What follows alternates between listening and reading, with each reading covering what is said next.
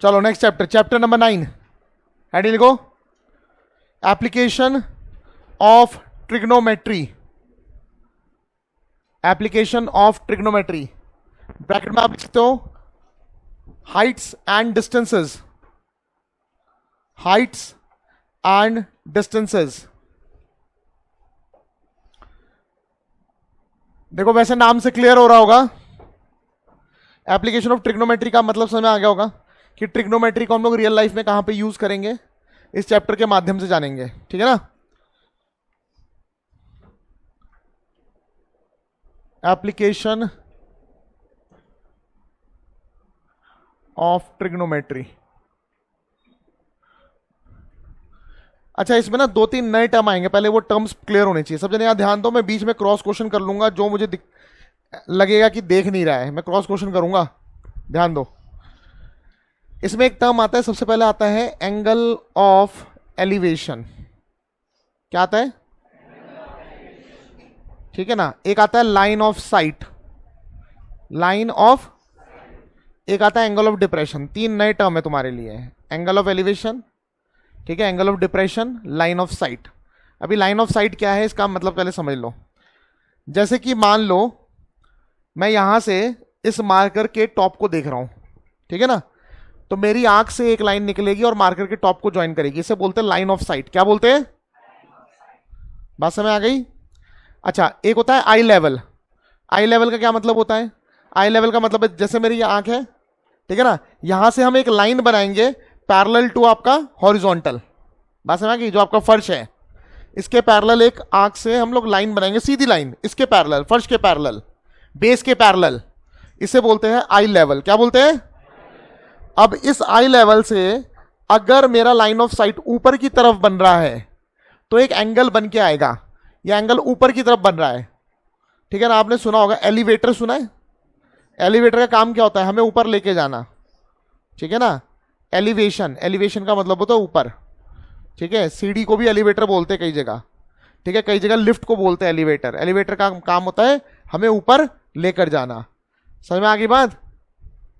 सीढ़ी का काम नीचे लाना भी होता है, पर पहले ऊपर लेके जाना, पहले ऊपर जाएंगे तभी तो नीचे आएंगे, आया ना, समझ में आ गई बात सबको। तो एंगल ऑफ एलिवेशन का क्या मतलब हो गया? जैसे ये आई लेवल है मेरा, यहां से अगर मैं ऊपर की तरफ देखूंगा, जिस भी चीज को देख रहा हूं, फॉर एग्जाम्पल ऊपर पंखा लगा हुआ है, मैं आई लेवल से ऊपर की तरफ देख रहा हूं, तो लाइन ऑफ साइट और आई लेवल के बीच में जो एंगल बन रहा है इसे बोलेंगे एंगल ऑफ एलिवेशन। क्या बोलेंगे? तो जब भी आई लेवल से ऊपर देखूंगा तो एक एंगल बनकर आएगा। आई लेवल मतलब पता है ना क्या होता है आई लेवल? आई लेवल का मतलब हो गया एक लाइन जो आंख से निकलेगी और पैरेलल टू द फर्श, parallel to the floor, parallel to the base, इससे पैरेलल एक लाइन बनेगी। इसके ऊपर जब भी देखूंगा एंगल ऑफ एलिवेशन, और इसके नीचे जब भी देखूंगा एंगल ऑफ डिप्रेशन। जैसे मैं मान लो दरवाजे के कोने को देख रहा हूं, नीचे नीचे वाले कोने को देख रहा हूं, तो इसके लिए मुझे नीचे सर झुकाना पड़ेगा, तो ये हो गया एंगल ऑफ डिप्रेशन। जैसे इंसान डिप्रेस्ड होता है ना, ठीक है, तो डिप्रेशन में उसकी मुंडी अपने आप नीचे हो जाती है, होता है ना, ऐसे झुक के ऐसे चलता है, किसी से आंखें नहीं मिलाता, ऐसे होता है ना। तो डिप्रेशन मतलब नीचे की तरफ। एलिवेट का मतलब खुश होना भी होता है, जब बंदा खुश होता है वो जमीन की तरफ देखता ही नहीं है, ऊपर देख के चल रहा होता है भयंकर मस्त, हाँ होता है। तो एलिवेशन मतलब कहां बनेगा एंगल? ऊपर की तरफ। और डिप्रेशन मतलब एंगल कहां बनेगा? नीचे की तरफ बनेगा। फॉर एग्जाम्पल ये एक लड़का खड़ा है मान लेते हैं, ठीक है ना, ये एक लड़का है, ठीक है, तो ये हो गया उसका आई लेवल, भाई ये तो हो गई जमीन, ये हो गया उसका आई लेवल, ठीक है ना। इसकी आंख यहां पे होगी, समझ में आ गई बात। अब बोलोगे सर पे थोड़ना होती है, सर से आंख का लेवल ज्यादा नहीं है तो वो नेग्लिजिबल माना जाएगा, समझ में आ गई बात। मान लो यहां पे कोई टावर है, तो जब ये टावर के टॉप को देखेगा, ये हो गया इसका आई लेवल, ये हो गया line of site, line of site, SIGHT, site, site का मतलब है आंख, पता है ना, देखना, ठीक है। तो ये जो एंगल बन रहा है इसे बोलेंगे एंगल ऑफ एलिवेशन। अगर मान लो मैं यहां से मैं इसके बेस को देखता हूं, तो आई लेवल से एक एंगल बन रहा है, इसे बोलते हैं एंगल ऑफ डिप्रेशन। समझ में आ गई बात। जब भी बोला जाएगा एंगल ऑफ एलिवेशन तो अपने आप समझ जाना हम ऊपर देख रहे हैं, जब भी बोला जाएगा एंगल ऑफ डिप्रेशन तो हम कहां देख रहे हैं? नीचे देख रहे हैं। इतनी बात समझ में आ गई। Angle of elevation, angle of depression, यहां पे ये हो गया आपका आई लेवल, यहां बना देता हूं मैं, ठीक है। ये मान लो ये एक इंसान है, ठीक है, मैंने कह दिया एक आदमी है, मान लो मैन या बॉय कुछ भी बोल लो, तो ये उसकी आंख से ये हो गया आई लेवल, आई लेवल। ये हो गया line of site, line of site, line of site ये भी हो गया जब नीचे देखेगा वो, है ना, लाइन ऑफ साइट। ठीक है, इसको थीटा मान लिया, इसको मैं फाई मान रहा हूं, तो थीटा हो गया आपका एंगल ऑफ एलिवेशन, और फाई हो गया, इसे फाई पढ़ते हैं, ये हो गया एंगल ऑफ डिप्रेशन। जब नीचे देखेंगे आई लेवल से नीचे देखेंगे angle of depression, eye level से ऊपर देखेंगे एंगल ऑफ एलिवेशन। समझ में आ गई बात? इस डायग्राम को जल्दी से बना लो, आगे बढ़ते फिर। जल्दी थोड़ा ना माउंट एवरेस्ट तो मसूरी होगा तब भी चल जाएगा भाई। चलो यहां देखो, अब आ जाओ, क्वेश्चन स्टार्ट करते हैं। क्वेश्चन नंबर 1 पे लाओ बेटा, ये बुक दे दो, तुम्हारे पास एक ही है, निकालो, वेरी गुड। अब बेटा बातें बिल्कुल नहीं करो, इस चैप्टर में हमें मेन ना डायग्राम बनाना आना चाहिए, ठीक है, और डायग्राम तब बनेगा जब आपको अंग्रेजी समझ में आएगी। अब पहले ध्यान से सुन लो, यहां पे सब जने ध्यान से सुन लो। टर्म्स तो आपको क्लियर है, लाइन ऑफ साइट क्या होता है? लाइन ऑफ साइट याद है, जब हम किसी ऑब्जेक्ट को देखते हैं अपनी आंख से, ऑब्जेक्ट को जब ज्वाइन करते हैं तो जो लाइन बनती है उसे बोलते हैं लाइन ऑफ साइट, ठीक है ना। हमारी नजर कहां पड़ रही है वहां से अपनी आंख को ज्वाइन करना है, उसे बोलेंगे line of sight. Eye level क्या होता है? हमारी आंख से एक लाइन बनाएंगे पैरेलल टू द फ्लोर या पैरेलल टू द जो भी है सरफेस है इसके पैरेलल, उसे बोलेंगे eye level. Angle of elevation eye level से ऊपर, angle of depression eye level से नीचे, बस इतना समझ लो। अब सुन लो, a circus artist is climbing 20 metre long rope. क्या बोला है? एक सर्कस आर्टिस्ट है जो 20 मीटर लंबी रस्सी पे क्या कर रहा है? चढ़ रहा है। विच इज टाइटली स्ट्रेच्ड, जिसको टाइटली बांधा गया है, and tied from the top of the vertical pole to the ground. कहां बांधा गया है? रस्सी को कहां बांधा गया है? एक वर्टिकल पोल है, पोल समझते हो सब, एक वर्टिकल पोल है, इसके टॉप से बांधा गया है रस्सी को। कितनी मीटर लंबी रस्सी है? 20 मीटर। अभी कैसे बांधा गया है, रस्सी की क्या पोजीशन है, आगे पढ़ते हैं। Find the height of the pole, क्या निकालना है आपको? Height of the pole. If the angle made by the rope with the ground level is 30 degree, मतलब जो पोल में हमने रस्सी बांधी है वो ग्राउंड लेवल के साथ, भैया ये पोल जहां है ये ग्राउंड पे ही तो होगा, है ना, तो ये पोल का ग्राउंड लेवल ही हो गया। तो ग्राउंड लेवल के साथ ये रस्सी बंध रखी है, और रस्सी ग्राउंड लेवल के साथ कितना एंगल बना रही है? 30 डिग्री बना रही है।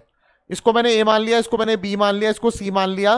रस्सी की लंबाई हमें दे रखी है 20 मीटर, और आपको पोल की लंबाई निकालनी है, इस पोल की लंबाई निकालनी है। सवाल समझ में आया? पहले ये बताओ, ठीक है। एक बार आप एक एक लाइन आराम से पढ़ लो क्या बोला है।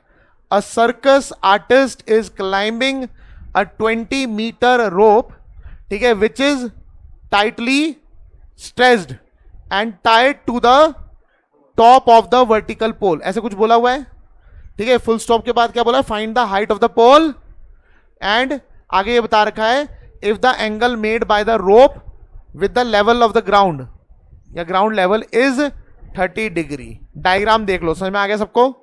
यहां पे हम कुछ चीजें मेंशन करते हैं। Let A B the pole, A B को क्या मान लिया मैंने?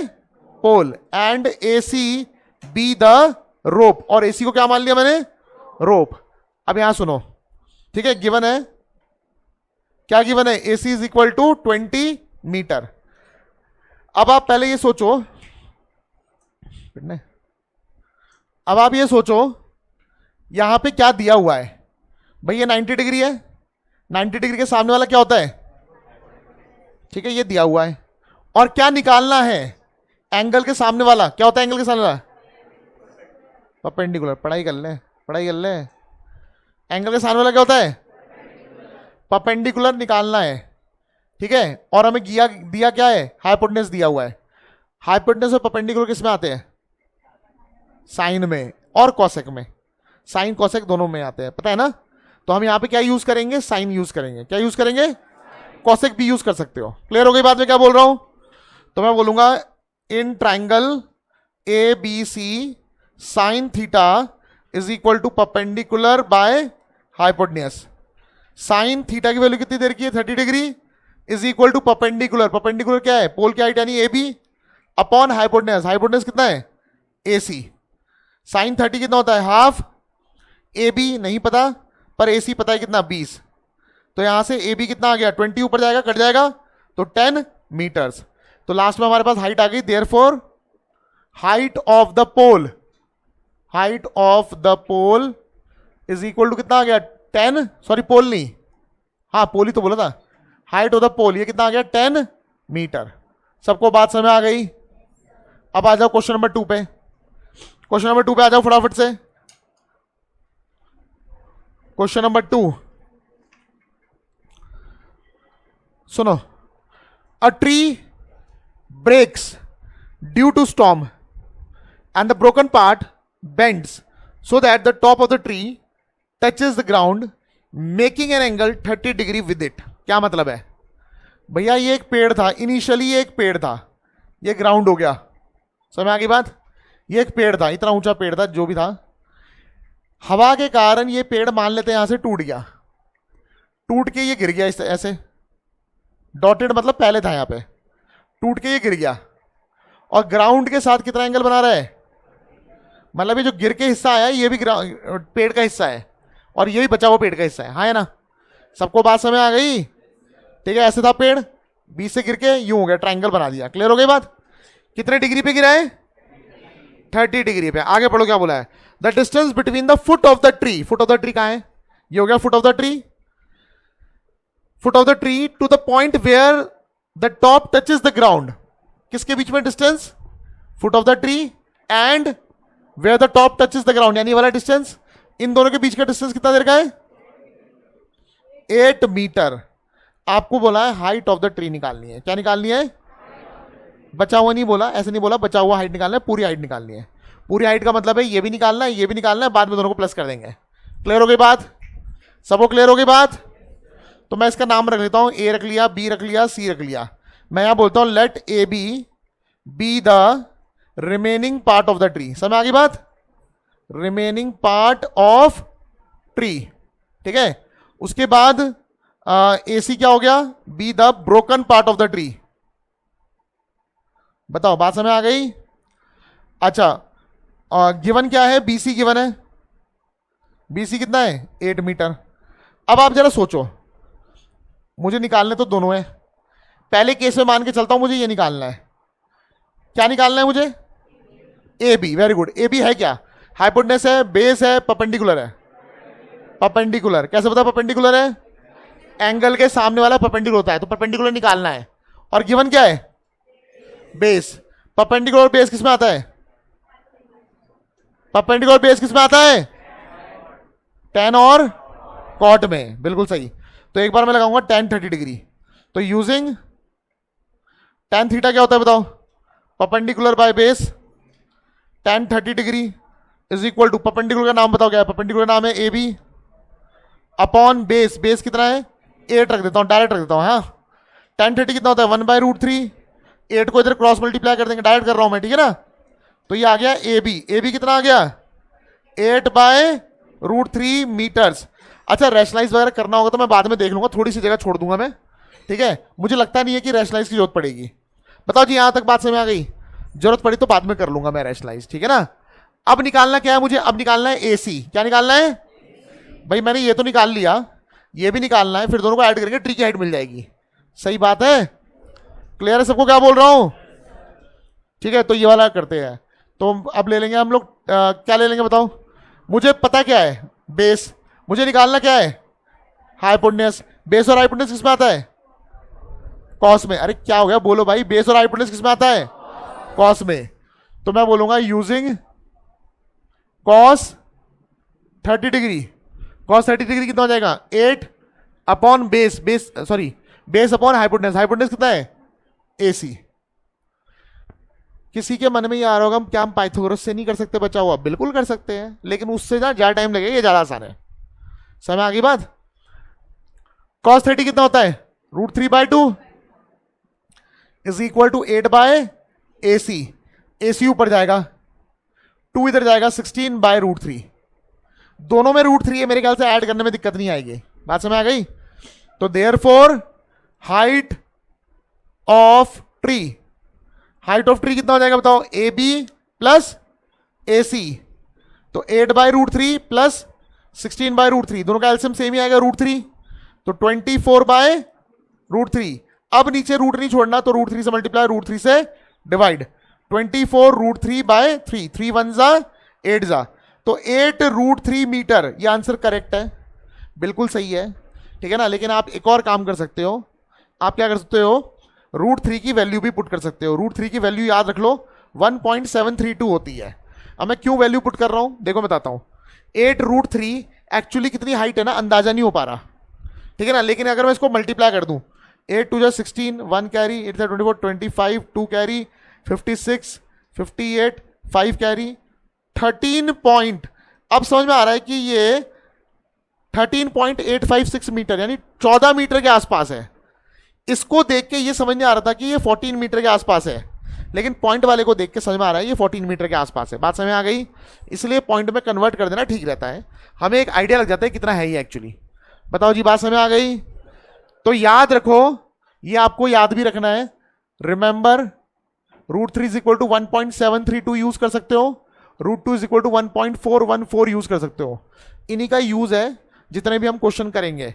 आपको याद है जो वैल्यूज हमने पढ़ी थी वो 1/√2, ठीक है, √3/2, 1/√3, तो √3 और √2 की जरूरत पड़ेगी। क्लियर है, चलो नोट कर लो जल्दी से।